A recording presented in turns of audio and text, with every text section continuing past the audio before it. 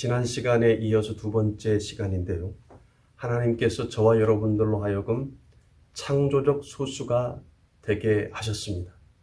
지난 시간에는 오직 주만 바라보게 하심으로 창조적 소수가 되게 하셨다고 말씀드렸습니다. 지난주와 본문은 똑같고요. 오늘은 두 번째, 하나님께서 저와 여러분들로 하여금 창조적 소수를 만드시는데, 두 번째는 믿음이 흔들리지 않게 하심으로 저와 여러분들을 창조적 소수를 만드신다는 겁니다. 오늘 본문 63절 말씀을 보면 살리는 것은 영이니 육은 무익하니라. 내가 너희에게 이른 말은 영생이요 생명이라. 예수님의 말씀을 듣고 떠나지 않으면 온전한 생명을 얻는다는 뜻입니다. 그 말씀은 체험보다 믿음을 앞세워 살라라는 암시이기도 하지요. 여러분, 체험은요, 믿음으로 가는 통로 역할로만 끝나고 그 다음부터는 오직 믿음으로 살게 하시는 것입니다. 그러니까 오직 믿음으로 산다는 것은요, 행위를 무시하라는 말이 아니고요, 참된 믿음은 삶과 동떨어진 것이 아니고 오히려 삶의 변화를 따르게 한다는 것입니다. 이 참된 믿음을 가진다는 것은 쉬운 일이 아닌 거죠. 실제로 당시 무리들은 예수님의 놀라운 말씀을 듣고도 믿지 않았어요. 그래서 예수님 말씀하셨습니다. 내 아버지께서 오게 하여 주지 아니하시면 누구든지 내게로 올 수 없다라고 65절 말씀하고 있어요. 그러니까 성령님이 감동을 주시지 않으면 온전한 믿음이 생길 수 없다라는 것입니다. 그리고 예수님께로 나올 수 없다라는 것이에요.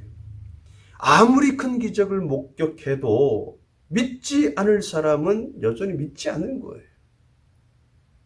많은 지식이 믿음을 주는 것이 결코 아닙니다. 지식이 많다고 해서 믿음이 더해지는 게 아니에요.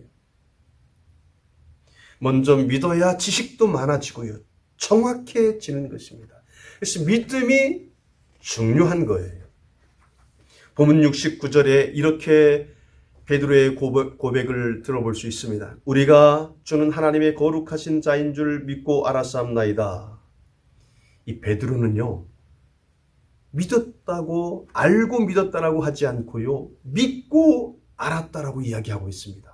대단히 중요한 말이에요. 믿음은 다른 어떤 것보다 우선되어져야 합니다. 사실상 절망의 밤에 처한 영혼에게 찬란한 새벽을 열어주는 구원의 그 믿음만큼 소중한 것은 없죠. 믿음을 통해 어깨를 짓누른 삶의 무게에서 벗어난 해방감을 느끼기에 그 믿음의 선진들은 그 믿음을 통해서 그들이 이렇게 고백했습니다. 오직 믿음으로. 오직 믿음으로. 사랑과 약속도 믿음이 전제되지 않으면 소용이 없죠. 지식도 믿음이 전제되지 않으면 자기 것이 되지 않습니다. 믿음이 없으면 참된 성공도 할 수 없고요.